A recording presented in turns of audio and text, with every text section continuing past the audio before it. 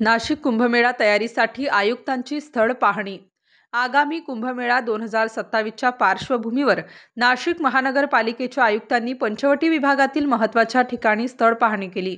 या दौऱ्याचा उद्देश साधुग्रामच्या जमिनीचे संपादन, रस्त्यांची सुधारणा, गंगा घाटांची स्थिती आणि भाविकांच्या निवास व्यवस्थेचा आढावा घेणे हा होता।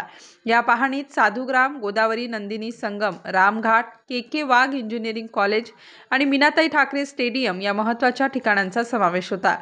साधुग्राम, गोदावरी नंदिनी संगम आणि रामघाट, के वाघ इंजिनिअरिंग कॉलेज आणि मीनाताई ठाकरे स्टेडियम परिसर, हिरवाडी नाट्यगृहालाही भेट देण्यात आली, जिथे आध्यात्मिक कथा सादरीकरण, नाट्यप्रयोग आणि डिजिटल स्टोरी टेलिंगसाठी त्याचा उपयोग करण्याबाबत चर्चा झाली।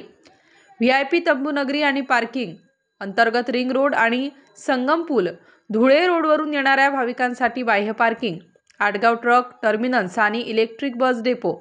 महापालिका आयुक्तांनी सर्व यंत्रणांनी समन्वय साधून नियोजनबद्ध आणि वेळेत काम पूर्ण करण्याचे निर्देश दिले, जेणेकरून कुंभमेळ्यात भाविकांना सोयीसुविधा मिळतील आणि गर्दीचे व्यवस्थापन सुरळीत होईल।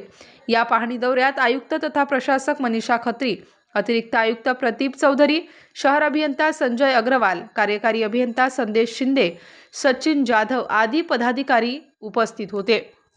स्टार न्यूजसाठी मोहसिन पठाण, नाशिक।